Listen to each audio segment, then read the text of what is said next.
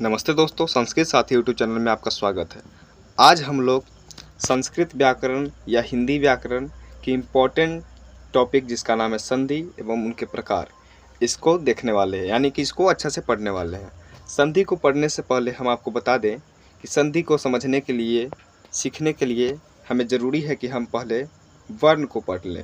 तो यदि आपने वर्ण नहीं पढ़ा है, वर्ण के बारे में कोई जानकारी नहीं है, तो आप हमारे चैनल के अंदर जा कर के वर्ण टॉपिक पे बने वीडियो को देख सकते हैं, जहां से आपको एक अच्छा परिभाषा उसका पूरा उसके बारे में पूरा जानने को मिल जाएगा कि वर्ण क्या है, वर्ण का परिभाषा, भेद, प्रकार, ये सब चीज़ की जानकारी मिल जाएगा। वहां से आप वर्ण को अच्छा से समझ सकते हैं। आज हम लोग संधि को अच्छा से समझेंगे, अच्छा से देखेंगे उसके प्रकारों के बारे में, परिभाषा के बारे में कि संधि क्या होता है। संधि बोर्ड के लिए बहुत ही इम्पोर्टेंट टॉपिक है, वह हिंदी का व्याकरण का हो या संस्कृत व्याकरण का। हिंदी और संस्कृत व्याकरण में कोई अंतर नहीं है संधि में, बस अंतर होता है कि जैसे संस्कृत का है तो अंत में विसर्ग लग सकता है, आधा म लग सकता है, बस यही अंतर होता है। बाकी नियम दोनों का सेम ही है, दोनों व्याकरण में सेम ही होता है संधि का नियम। तो हम एक ही वीडियो में दोनों हिंदी संधि और संस्कृत संधि दोनों को देख लेंगे। चलिए शुरू करते हैं कि संधि किसे कहते हैं। सबसे पहले है कि हम संधि के परिभाषा से संधि को समझते हैं कि संधि किसे कहते हैं। तो ध्यान से देखिएगा और वीडियो यदि अच्छा लगे तो अपने दोस्तों के साथ शेयर कीजिएगा। चैनल से जुड़े रहने के लिए सब्सक्राइब कीजिएगा और वीडियो को लाइक कीजिए और कमेंट भी कीजिए, ताकि हमें पता चल सके कि वीडियो कैसा लग रहा है आपको, और अगला वीडियो किस टॉपिक पे चाहिए ये भी आप हमें बता सकते हैं। देखिए यहाँ पर दिया है कि संधि किसे कहते हैं। तो इसका परिभाषा है, दो या दो से अधिक निकटवर्ती वर्णों के मेल, जिसको संयोग यानी कि मिलना, संयोग से जो सार्थक विकार, विकार का मतलब होता है बदलाव या उत्पन्न होता है, उसे संधि कहते हैं। यानी कि दो या दो से अधिक वर्णों के मेल से जो सार्थक विकार उत्पन्न होता है उसे संधि कहते हैं। मेल का मतलब संयोग यानी मिलना, और सार्थक का मतलब होता है सही सही विकार, विकार का मतलब बदलाव या उत्पन्न। यानी कि आप इसको इस तरह से समझ सकते हैं कि दो वर्ण मिले, जैसे मान के चलते हैं कि अ और ई, जैसे कि यह भी एक वर्ण है और यह भी एक वर्ण है। अब इन दोनों वर्णों के मेल से बन जाता है ए। तो यहाँ पर देखिए गौर से कि यहाँ अ एक अलग वर्ण है, ई एक अलग वर्ण है, और इन दोनों वर्णों के मेल से जो एक विकार उत्पन्न हुआ है, बदलाव उत्पन्न हुआ है, और यह बना दिया है क्या, ए। तो इसी एक बनने के क्रम को क्या कहते हैं, संधि कहते हैं। कि जब दो वर्ण या दो से अधिक वर्ण, निकटवर्ती वर्ण, कैसे वर्ण, निकटवर्ती यानी पास वाले वर्ण, जब दो या दो से अधिक निकटवर्ती वर्ण आपस में मिलकर एक सार्थक विकार उत्पन्न करते हैं, उसी को क्या कहते हैं, संधि कहते हैं।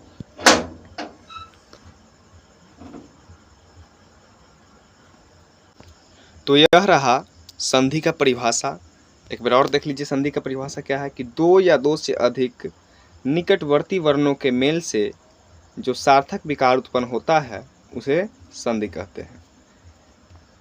जैसे कि देखिए यहाँ पर एग्जाम्पल कुछ है दिया हुआ, जैसे शिव प्लस आलय के मेल से बन जाता है शिवालय, पो प्लस अन के मेल से पवन बन जाता है, बी प्लस आकरण के मेल से व्याकरण बन जाता है।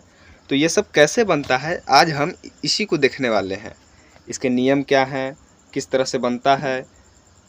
जैसे कि इति प्लस आदि के मेल से इत्यादि हो जाता है, रमा प्लस इस के मेल से रमेश, अप प्लस हरनम के मेल से अवहरनम, उत प्लस चारणम के मेल से उच्चारणम, दिक प्लस अंबर के मेल से दिगंबर बन जाता है। तो हम इसी सब को देखने वाले कि ये सब इस बन कैसे जाता है।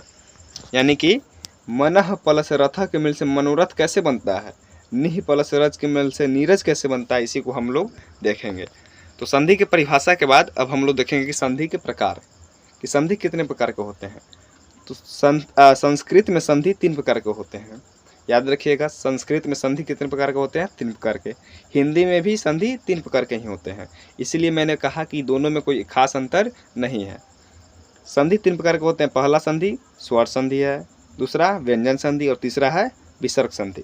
अब हम इन तीनों संधि के प्रकारों को बारी बारी से पढ़ेंगे। सबसे पहले स्वर संधि। सबसे पहले हम जान लेते हैं कि स्वर संधि किसे कहते हैं। तो वहाँ पर था कि संधि में था, संधि में हम लोग अभी देखें संधि के परिभाषा में क्या देखे हैं, तो कहा जा रहा है कि दो या दो से अधिक निकटवर्ती वर्ण। अब कौन सा वर्ण हो सकता है यह यहाँ पर मेंशन नहीं है, यहाँ पर बताया नहीं गया है। यानी कि हो सकता है कि दोनों स्वर ही हो या दोनों व्यंजन हो, ऐसा भी हो सकता है। लेकिन स्वर संधि के परिभाषा देखिए कि स्वर संधि क्या कह रहा है, और ध्यान से इसको समझने का कोशिश कीजिए। यहीं पर अगर आप परिभाषा को समझ लिए तो आधा काम तो आपका हो गया कि आप संधि को अच्छा तरह से समझ सकते हैं। सबसे पहले देखिए कि क्या कह रहा है स्वर संधि कि दो स्वर वर्णों के परस्पर मेल से, यानी कि जो हम इसमें वर्ण मिलाएंगे वो दोनों वर्ण क्या होना चाहिए, स्वर वर्ण होना चाहिए। आपके लिए हम बता दें कि स्वर वर्ण किसे कहते हैं। तो स्वर वर्ण उस वर्ण को कहते हैं जिसके उच्चारण में किसी अन्य वर्ण की सहायता न ली जाती हो। संस्कृत में स्वर वर्णों की संख्या 13 होता है और हिंदी में 11 होता है, इसको ध्यान रखिएगा। तो स्वर संधि किसे कहते हैं, तो दो वर्णों के मेल से जो विकार उत्पन्न होता है उसे स्वर संधि कहते हैं। यानी कि दो स्वर वर्णों के मेल से, यहाँ पर दो स्वर वर्ण मिलेंगे आपस में। जैसे देखिए शिव प्लस आलय के मेल से शिवालय हो जाता है, पो प्लस अन के मेल से पवन हो जाता है, बी प्लस आकरण के मेल से व्याकरण हो जाता है। तो ये सब बन कैसे जाता है बी प्लस आकरण व्याकरण, आज हम इसी को देखने वाले हैं। तो सबसे पहले देखते हैं कि स्वर संधि के प्रकार, यानी कि स्वर संधि की परिभाषा देखने के बाद स्वर संधि के प्रकार देखते हैं। स्वर संधि के प्रकार में ही हम पांचों प्रकार के सूत्रों को देखेंगे कि किस प्रकार इसका सूत्र बनता है और किस प्रकार संधि होता है। देखिए कि स्वर संधि मुख्य रूप से कितने प्रकार के होता है, 5 प्रकार के। ऐसे 8 प्रकार के पढ़ा जाता है संधि, लेकिन मूल रूप से ये 5 प्रकार के ही संधि होते हैं। ये पांचों प्रकार कौन कौन है, आइए बारी बारी से देखते हैं। सबसे पहले है दीर्घ संधि। ये समान वर्ग क्यों लिखा है इसका मतलब हम अभी आपको समझाते हैं। दूसरा है गुण संधि, तीसरा यन संधि, चौथा वृद्धि संधि और पांचवा है अयादि संधि। देखिए यहाँ ध्यान से ध्यान देने योग्य बात है कि दीर्घ संधि के सामने क्या लिखा है, समान वर्ग। गुण संधि के सामने 1 + 2, यन संधि के सामने लिखा है 2 + 1 और वृद्धि संधि के आगे लिखा है 1 + 3 और अयादि संधि के आगे 3 + 1। इसको समझने के लिए आप इस चार्ट को ध्यान से देखिए कि क्या दिया हुआ है। यह किसी भी बुक में या किसी भी अन्य टीचर के पास से आपको देखने को नहीं मिलेगा, लेकिन हमने संधि को अच्छा से समझने के लिए, स्वर संधि को अच्छा से पढ़ने के लिए इसको बनाया है। इसको आप ट्रिक के रूप में ले सकते हैं, जो कि संधि को पहचानने में, संधि करने में, तरह तरह के संधि के नियमों में काम देगा। जैसे ये जो स्वर होते हैं अ, आ, हर्ष ई दीर्घी, हर्ष उ दीर्घु, री, ली, ए, ऐ, ओ, औ, ये 13 स्वर को हमने क्या किया है कि 3 भाग में बांट दिया है। ठीक, 3 भाग में इस तरह से बांटा है कि अ और आ को रखा है वर्ग नंबर 1 में, ई से लेकर के लिरी तक को रखा है वर्ग नंबर 2 में और ए से लेकर के औ तक को रखा है वर्ग नंबर 3 में। अब यही बात यहाँ पर लिखा हुआ है। क्या लिखा हुआ है, समान वर्ग। यानी कि जब दोनों तरफ समान वर्ग हो, यानी कि प्लस के दाएं बगल भी वर्ग 1 का हो और बाएं बगल भी वर्ग 1 का ही हो, तो कह सकते हैं कि समान वर्ग है। या ऐसा हो सकता है कि यहाँ पर भी प्लस के इधर भी वर्ग 2 का हो और इधर भी वर्ग 2 का हो कोई भी वर्ण, तो भी कहेंगे कि ये समान वर्ग का है। ठीक, उसी तरह जो दूसरा दिया हुआ है गुण संधि, इसका मतलब क्या है कि पहले आएगा पहला ग्रुप का, यानी कि आ से आ सकता है पहले, ठीक, उसके बाद आएगा दूसरे ग्रुप का, यानी कि गुण संधि का मतलब 1 + 2 का है। मतलब यहाँ पर कि पहले आएगा आ में से, ठीक, इसके सूत्र में पहले आ यानी कि पहले ग्रुप में से आ सकता है। जैसे मान लिए कि हम यहाँ से अ ले लिए, ठीक, प्लस इसके बाद ले लिए ग्रुप नंबर 2 से, जैसे कि मान लीजिए कि हम ई ले लिए, दीर्घ ई ले लिए, तो अब इसके मेल से ए बन जाता है। लेकिन ये कैसे बनता है, इस सूत्र है, इसको हम बारी बारी से नीचे देखेंगे। चलिए अब शुरुआत करते हैं शुरू से सबसे पहला दीर्घ संधि, ठीक। उसके बाद हम लोग देखेंगे गुण संधि, यन संधि, वृद्धि संधि, अयाधि संधि। चलिए आइए अब हम शुरू करते हैं पहला से। आप इसको एक बार और ध्यान से देख लीजिए। हमने 13 स्वर को संधि को समझने के लिए 3 भाग में बांट दिया। अ और आ को वर्ग नंबर 1 में, ई से लेकर के लिरी तक को वर्ग नंबर 2 में, ए से लेकर के औ तक को वर्ग नंबर 3 में डाल दिया। आइए देखते हैं दीर्घ संधि को। दीर्घ संधि में क्या फॉर्मूला क्या था कि समान वर्ग, यानी कि अगर इधर पहले ग्रुप का आए यानी अ में से आए, अ या आ में से आए, तो इधर भी अ या आ में से ही आना चाहिए, यानी कि समान ग्रुप होना चाहिए दोनों बगल। अगर इधर पहला ग्रुप का है तो इधर भी पहला ग्रुप का, इधर दूसरा ग्रुप का है तो इधर भी दूसरा ग्रुप का। तीसरा ग्रुप में दीर्घ संधि काम नहीं करता है। चलिए इसका सूत्र देखिए कि इसका सूत्र क्या होता है। तो दीर्घ संधि का सूत्र होता है अ या आ के बाद अ या आ आए तो आ बन जाता है। उसी प्रकार छोटी ई के बाद बड़ी ई या छोटी ई या बड़ी ई आए तो बड़ी ई बन जाता है। छोटी ऊ या बड़ी ऊ के बाद छोटी ऊ या बड़ी ऊ आए तो बड़ी ऊ बन जाता है। री या दीर्घ री के बाद री या दीर्घ री आए तो बड़ी री बन जाता है। यह है दीर्घ संधि का सूत्र। अब इसी सूत्र के माध्यम से हम दीर्घ संधि के उदाहरणों को बनाएंगे। अब कैसे बनता है इसको देखते हैं। उससे पहले एक नोट है, उस नोट को देख लीजिए ध्यान से, यह संधि करने में काम देगा। नोट में लिखा हुआ है कि संधि के नियम। संधि का नियम क्या है कि बाएं पद का अंतिम वर्ण क्या है, मतलब इसका हम समझाते हैं अभी आपको कि बाएं पद का अंतिम वर्ण प्लस यानी के बाद दूसरा पद यानी दाएं वाला पद का प्रथम वर्ण लेते हैं, फिर उसके बाद संधि की प्रक्रिया शुरू करते हैं। आइए इसे सरलता से समझते हैं। यानी कि यह बात जो नोट में कहा गया है, यह कहना क्या चाहता है, इसको हम नीचे समझते हैं। उससे पहले एक बार और देख लीजिए दीर्घ संधि का सूत्र। दीर्घ संधि का सूत्र क्या होता है कि अ या आ के बाद अ या आ आए तो आ ही बन जाता है। ठीक उसी प्रकार ई या ई के बाद ई या ई आए तो बड़ी ई बन जाता है। ऊ या ऊ के बाद ऊ या ऊ आए तो बड़ी ऊ बन जाता है। री या दीर्घ री के बाद री या दीर्घ री आए तो दीर्घ री बन जाता है। इसी को देखते हैं। अब इसी सूत्रों के माध्यम से हम दीर्घ संधि के उदाहरण को बनाएंगे। आइए शुरू करते हैं।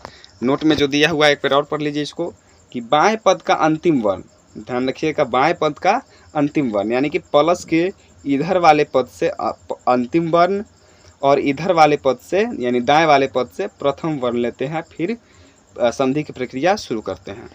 आइए इसे उदाहरण के माध्यम से समझते हैं। जैसे पहला उदाहरण है, पहला उदाहरण जो दिया हुआ है राम प्लस आलय। अब राम प्लस आलय को संधि करना है। संधि करने के लिए हमारे पास सबसे पहले सूत्र होना चाहिए, और सूत्र से भी पहले होना चाहिए कि हम उस सूत्र को देखने किस संधि में जाएंगे। तो उसी के लिए हमने ग्रुप बनाया है कि अ या आ को रखा है पहले नंबर ग्रुप में, ई से लेकर के लिरी तक को रखा है ग्रुप नंबर 2 में, और ए से लेकर के औ तक को रखा है ग्रुप नंबर 3 में। अब यही ग्रुप यहाँ पर काम देगा हमको यह देखने में कि हम उसका सूत्र किस संधि में देखने जाएं। चलिए इस संधि को बनाते हैं, इस उदाहरण को बनाते हैं और प्रक्रिया समझाते हैं हम आपको कि संधि किस तरह से बना जाता है। नोट में क्या लिखा था कि प्लस के बाएं वाले साइड से वर्ण का शब्द का अंतिम वर्ण लेना है। तो राम शब्द का अंतिम वर्ण क्या है, म। क्या है अंतिम वर्ण, ध्यान से देखिए, अंतिम वर्ण है म, तो हम यहाँ से ले लिए म। ठीक, प्लस दाएं वाले भाग यानी कि इसमें से प्लस के दाएं वाले भाग में से सबसे शुरू वाला लेंगे, तो यहाँ से ले लिए हम आ। एक बार और ध्यान से समझिए, संधि करते समय चाहे वो किसी का भी कोई सा भी संधि हो, स्वर संधि हो, व्यंजन संधि हो या विसर्ग संधि हो, प्रक्रिया वही होता है, बस सूत्र बदलते जाता है।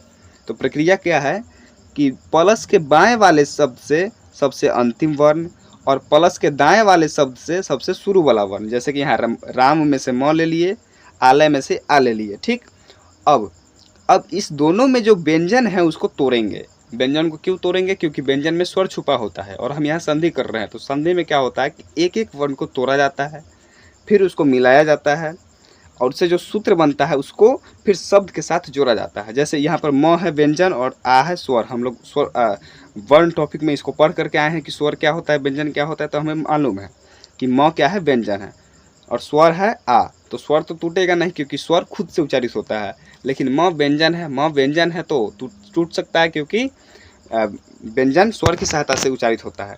तो म टूटेगा तो क्या बनाएगा, आधा म, यानी म हलंत प्लस अ। ये टूटा म को तोड़े तो क्या बना, आधा म प्लस अ प्लस यहाँ से ये वाला आ, ये वाला आ यहाँ से यहाँ पर आ गया प्लस में। ठीक, अब देखिए कि इस म में से आधा म अ और यहाँ से आ गया। अब हम फार्मूला आ गया आ, लेकिन फार्मूला आ क्यों आया है, कैसे आया है, अब इसको देखते हैं। तो हमारे म को तोड़ने के बाद हमारे पास दो को स्वर आ गया। पहला स्वर क्या है, अ है, और दूसरा स्वर क्या है, आ है। अब देखना है कि अ और आ के मेल से बनेगा क्या। तो हम लोग जस्ट अभी पीछे पढ़ के आए हैं कि अ, अब यहीं पे ग्रुप काम आएगा। ग्रुप के माध्यम से हम पता लगाएंगे कि इसका सूत्र किस संधि में देखने जाएं। तो पहले है अ, तो अ किस ग्रुप का होता है, पहला ग्रुप का। उसके बाद प्लस आ किस ग्रुप का होता है, आ भी होता है पहले ग्रुप का। अभी हम लोग देख के आए हैं। तो पहले ग्रुप और पहला ग्रुप, यानी कि दोनों तरफ क्या है, समान ग्रुप। समान ग्रुप इसका मतलब किस संधि में जाएंगे, दीर्घ संधि में। अभी पर क्या है कि समान ग्रुप तो किस संधि में, दीर्घ संधि में। और दीर्घ संधि में जाने के बाद देखेंगे कि अ और आ के मेल से क्या बनता है। तो आइए अभी देख सकते हैं हम लोग कि अ और अ के मेल से क्या बनता है। तो अभी देखिए कि अ के बाद यदि आ आए तो क्या बनता है, आ बनता है। यही है यहाँ पर, इसी सूत्र का काम है कि अ या आ के बाद क्या बनेगा, आ। कि अ के बाद यदि आ जाए तो क्या बन जाता है, आ। तो आधा काम हो गया, यानी 50% काम तो हो गया, 50% काम बचा हुआ है कि अब जोड़ देना है। ठीक, तो यहाँ से देखिए, अब शुरू से आधा काम कर लिए, सूत्र हम लोग लिख लिए। अब आधा काम है कि जोड़ देना है। राम में से म को काम में लिए थे, रा को काम में हम लोग नहीं लिए थे। तो रा जैसे के है उसी आ जाएगा। म को काम में लिए थे, म में से अ निकाल दिए हैं, है ना। म में से अ निकाल दिए तो बचा क्या हमारे पास, आधा म। आधा म, आधा रहना नहीं चाहता है क्योंकि कोई भी नहीं चाहेगा कि हम आधा रहें, या चाहता है कि हम पूरा हो जाए, किसी स्वर से मिल करके हम पूरा हो जाए। तो आधा म आ जाएगा इधर, इस वाला अ से जुड़ जाएगा तो म आकार माँ। और यहाँ से लय बचा, क्यों, आ क्यों नहीं बचा, क्योंकि यही वाला आ यहाँ पर आकर के खत्म हो गया है। ठीक, बचा क्या, लय। तो यहाँ पर लय तो बन गया रामालय।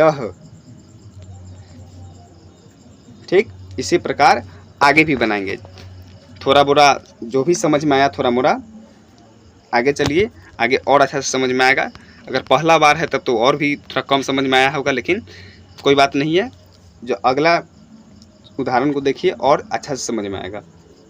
जैसे देखिए दूसरा उदाहरण क्या है, रवि प्लस इंद्र। क्या बताए हैं बनाते समय कि दाएं वाले पद से, दाएं वाले शब्द से सबसे अंतिम वाला वर्ण। तो यहाँ पर अंतिम वर्ण क्या है, बी, और दाएं वाले शब्द से सबसे शुरू वाला पद यहाँ पर क्या है, ई ले लिए। अब इसमें से स्वर को जैसे के तैसे रहने देंगे, लेकिन व्यंजन को तोड़ेंगे। तो व्यंजन कौन है, बी है। तो बी को तोड़ेंगे, ब हलंत प्लस ई। वर्ण विच्छेद करेंगे तो बी को तोड़ेंगे तो क्या आ जाएगा, ब हलंत प्लस ई, और यहाँ से ये वाला ई। ठीक, अब हमारे पास दो स्वर मिल गया, कौन कौन, ई और ई। अब हमको पता करना है कि ई और ई के मेल से क्या बनता है। तो देखिए यहाँ ई किस ग्रुप का होता है, अभी हम लोग देख के आए हैं कि ई किस ग्रुप का है, दूसरे ग्रुप का। प्लस इधर वाला भी ई किस ग्रुप का होगा, दूसरे ग्रुप का। अब दोनों तरफ दो दो ग्रुप आ गया, यानी दोनों तरफ एक ही ग्रुप है, यानी समान ग्रुप आ गया। समान ग्रुप कौन सा संधि होता है, दीर्घ संधि। अभी देख के आए हैं। और दीर्घ संधि में हम लोग जानते हैं कि क्या हो जाएगा, दीर्घ हो जाएगा, यानी ई और ई के मेल से क्या बन जाएगा, दीर्घ ई बन जाएगा। अगर आपको विश्वास न हो तो सूत्र देख सकते हैं कि छोटी ई के बाद यदि छोटी ई आए तो क्या बन जाता है, बड़ी ई। इसी सूत्र को यहाँ पर डालना है और आपको आंसर मिल जाएगा। जैसे देखिए ई और ई के मेल से क्या बना, बड़ी ई। अब क्या करना है, अब 50% काम हो गया, आधा काम हो गया, अब जोड़ देना है। तो रवि में से बी को काम में लिए थे, र को काम में हम लोग नहीं लिए थे, तो र जैसे है वैसा ही आ जाएगा। बी को काम में लिए थे, बी में से ई निकाल दिए हैं, बी को तोड़ करके बी में से ई निकाल दिए, तो बचा क्या, आधा ब। आधा ब, आधा रहना नहीं चाहता है, आएगा इधर बड़ी ई से मिल जाएगा, तो ब इकार बी। ठीक, यहाँ से ये वाला ई खत्म है, बचा क्या, आधा न और द्र, आधा न और द्र, क्या बना, रविंद्र। इसको इस तरह से भी लिख सकते हैं, रविंद्र, इस तरह से भी लिख सकते हैं। इस न को यहाँ पर विसर्ग बना दिए, सॉरी अनुस्वार बना दिए। ठीक, समझ में आया। चलिए अब अगला उदाहरण को देखते हैं। जैसे तीसरा उदाहरण है वधु प्लस उत्सव। अब इसको देखते हैं, क्या बताए हैं संधि करते समय कि बाएं वाले पद से सबसे अंतिम वाला और दाएं वाले पद से सबसे शुरू वाला, यानी प्लस के आसपास से लेना है, प्लस के अगल बगल वाले वर्ण को लेना है और संधि कर देना है। तो बाएं वाले पद से सबसे अंतिम वर्ण कौन है, धू है, और दाएं वाले पद का सबसे शुरू वाला वर्ण कौन है, ऊ है। अब धू व्यंजन है तो धू को तोड़ेंगे, तो ध हलंत प्लस ऊ। हाँ, अगर आपको पता नहीं चल रहा है कि तोड़ते समय क्या आएगा यहाँ पर, तो ध्यान से देखिए, धू क्या लिखा है, धू, अंत में क्या आ रहा है उच्चारण में, कौन सा स्वर, ऊ, धू, अंत में क्या आ रहा है, ऊ। अब देखिए, अब हमारे पास आ गया दुगो स्वर, धू को तोड़े तो आधा ध यहाँ से और ऊ, और यहाँ से ये वाला ऊ। अब दोनों स्वर के मेल से क्या बनेगा, यहाँ पर तो हम लिख दिए, लेकिन आपको मान के चलिए कि मालूम नहीं है कि क्या बनेगा, तो इसको कैसे पता लगाएंगे, तो इसका पहले देखेंगे ग्रुप। ऊ किस ग्रुप में क्या अंतर्गत आता है, दूसरे ग्रुप का, प्लस ऊ किस ग्रुप का आता है, दूसरे ग्रुप का। अब दोनों तरफ आ गया समान ग्रुप, यानी कि इधर भी दूसरा ग्रुप का वर्ण है, इधर भी दूसरा ग्रुप का वर्ण है, समान ग्रुप, यानी कि किस संधि में जाएंगे, दीर्घ संधि में जाएंगे। अब दीर्घ संधि में जाने के बाद देखेंगे कि ऊ और ऊ के मेल से क्या बनता है, बड़ी ऊ और छोटी ऊ के मेल से क्या बनता है। आइए देख सकते हैं हम लोग कि बड़ी ऊ और छोटी ऊ के मेल से क्या बनता है। तो बड़ी ऊ के बाद यदि छोटी ऊ आ जाए तो क्या बन जाता है, बड़ी ऊ बन जाता है। दीर्घ संधि है, नाम से ही स्पष्ट है कि दीर्घ वाला बन जाएगा, यानी बड़ा वाला बन जाएगा। तो यहाँ देखिए सूत्र क्या बना, बड़ी ऊ और छोटी ऊ के मेल से बड़ी ऊ बनेगा। ठीक, आधा काम हो गया, अब जोड़ देना है। वधु में से धू को काम में लिए थे, ब को काम में नहीं लिए थे, तो ब जैसे है वैसा ही आ जाएगा, कि ब का ब जैसे है वैसा ही है। धू में से ऊ निकाल दिए हैं, तो क्या बचा, आधा ध, आधा ध आएगा इधर ऊ से मिल जाएगा, तो धू, यहाँ से ये वाला ऊ खत्म है, क्योंकि यही वाला ऊ मिल करके यहाँ पर बड़ी ऊ बनाया है। अब बचा क्या है, त स व, क्या बना, बधुत्सव। देखिए देख सकते हैं यहाँ पर क्या बना है, बधुत्सव। उसी तरह चौथा है, चौथा उदाहरण को देखते हैं। चौथा उदाहरण है मातृ प्लस ऋणम। उसी प्रकार इसको भी बनाएंगे कि बाएं वाले शब्द से सबसे अंतिम वाला वर्ण और दाएं वाले शब्द से सबसे शुरू वाला वर्ण लेंगे। तो यहाँ पर सबसे अंतिम वाला वर्ण क्या है, त्रि, और यहाँ पर है री। त्रि को तोड़ेंगे, त हलंत प्लस री, और यहाँ से ये वाला री। अब दो गो स्वर मिल गया हमको, री और री। अब देखेंगे कि री और री के मेल से क्या बनता है, तो री किस ग्रुप का है, दूसरे ग्रुप का है, प्लस इधर वाला री भी दूसरे ग्रुप का है, समान ग्रुप आ गया, मतलब दीर्घ संधि है। अब दीर्घ संधि में जाएंगे और देखेंगे कि री और री के मेल से क्या बनता है, तो री और री के मेल से बन जाता है दीर्घ री। तो दीर्घ री बनेगा, तो दीर्घ री का जो चिन्ह होता है इस तरह से होता है। अब देखिए यहाँ पर कि त्रि में से त निकाल दिए, तो त्रि को जब तोड़े हैं तो बना है आधा त और री, और यहाँ से ये वाला री आ गया। अब दो स्वर आ गया, री और री के मेल से बनता है दीर्घ री। तो मातृ में से त्रि निकाल दिए हैं, तो त्रि में से आधा त बचा है, लेकिन माँ को काम में नहीं लिए थे, तो माँ जैसे के तैसे आ जाएगा। त्रि में से री निकाल दिए तो आधा त बचा, आधा त में दीर्घ री जुड़ेगा तो बन जाएगा त्रि, और यहाँ से री खत्म है लेकिन बचा क्या है, नम, तो यहाँ जाएगा नम, बन गया क्या, मातृनम। इसको एक बार और देख लीजिए, यहाँ से त्रि लिए, यहाँ से री लिए, त्रि को तोड़े तो हलंत प्लस री, प्लस यहाँ से री, री और री के मेल से, यानी दोनों एक ही ग्रुप का है, इसलिए दीर्घ री बन जाएगा। ठीक, अब आधा काम हो गया, अब जोड़ देना है। माँ को काम में नहीं लिए थे, त्रि को सिर्फ काम में लिए थे, तो माँ जैसे ऊंचाई रहेगा। त्रि में से री निकाले थे तो बचा क्या, आधा त। इस त्रि में से आधा री निकाले तो आधा त बचा, आधा त में से री जुड़ जाएगा तो बना लेगा त्रि। और यहाँ से क्या बचा, री तो खत्म, ये वाला यहाँ, यही वाला री यहाँ पर आया है, बचा क्या है यहाँ पर, नम, तो यहाँ बना देगा मातृनम। इस प्रकार स्वर संधि के पहले प्रकार जिसका नाम है दीर्घ संधि, दीर्घ संधि को हम लोग देख लिए, सूत्र देखें इसका कि किस तरह से बनता है, और इसके उदाहरण को देख लिए कि किस प्रकार से इसको बनाया जाता है। अभ्यास के लिए कुछ दिया हुआ है जिसके साथ आप अभ्यास कर सकते हैं। जैसे रत्न प्लस आकार क्या बनेगा, धर्म प्लस अर्थ क्या बनेगा, विद्या प्लस आलय क्या बनेगा, आप इसको बना करके देख सकते हैं। वधु प्लस उहनम क्या बनेगा, इस तरह से आप इसको बना सकते हैं। चलिए एक बार और देख लेते हैं कि किस प्रकार दीर्घ संधि का सूत्र बना था। देखिए यह है दीर्घ संधि का सूत्र, इसको भी ऐड कर दे रहे हैं यहीं पे, अ या आ के बाद अ या आ आए तो आ बन जाता है। यही है दीर्घ संधि का पूरा सूत्र। दीर्घ संधि के सूत्र में हम लोग देखें कि दीर्घ संधि का सूत्र क्या होता है, समान ग्रुप। फॉर्मूला क्या होता है, समान ग्रुप। यानी कि यदि इधर पहले ग्रुप का आएगा तो इधर भी पहला ग्रुप का आना चाहिए, तो हो जाएगा बड़का वाला, यानी दीर्घ बन जाएगा। अगर इधर भी दूसरा ग्रुप का है, इधर भी दूसरा ग्रुप का है प्लस के, तो बड़ा वाला बन जाएगा। इधर भी दूसरा ग्रुप का, इधर भी दूसरा ग्रुप का है तो बड़ा वाला बन जाएगा। इधर भी दूसरा ग्रुप का, इधर भी दूसरा ग्रुप का है तो बड़ा वाला बन जाएगा। यहाँ पर मैंने परिभाषा के रूप में नहीं लाया है, सूत्र के रूप में लाया है, सूत्र को लिख करके। अन्य किताब में या अन्य टीचर बताते हैं कि यदि अ ई उ री के बाद अ ई उ री हो तो अ का आ बन जाता है, ई का बड़ी ई बन जाता है, ऊ का बड़ी ऊ बन जाता है, री का दीर्घ री बन जाता है, इस तरह से। लेकिन हमने उतना झमेला नहीं किया है, हमने सिंपल यहाँ पर फार्मूला लिख करके ला दिया है परिभाषा के जगह पर, जिसके सहायता से आप आसानी से समझ सकते हैं कि फार्मूला क्या बनता है इसका, उदाहरणों को किस तरह से बनाया जाता है। आप देख सकते हैं एक बार कि जैसे कि राम प्लस आलय क्या बना है, रामालय। रवि प्लस इंद्र क्या बनेगा, रविंद्र। उसी प्रकार वधु प्लस उत्सव, वधुत्सव। मातृ प्लस रीनम, मातृनम। किस प्रकार से बना है मैंने इसको अच्छा से समझा दिया है आपको, आशा है कि आपको समझ में आया होगा। आज के लिए इतना ही रहने देते हैं। यदि वीडियो आपको पसंद आया हो तो आप चैनल को सब्सक्राइब कीजिए, हमसे जुड़े रहने के लिए लाइक कीजिए, और इस वीडियो में आपको जो भी डिसपॉइंटेड लगा होगा कि हाँ यहाँ पर थोड़ा ख़राब लगा है, तो आप उस बात को हमें बता सकते हैं ताकि हम उसे सुधार करके खुद को अच्छा बना सकें। और अगला वीडियो किस टॉपिक पे चाहिए ये भी बताइए।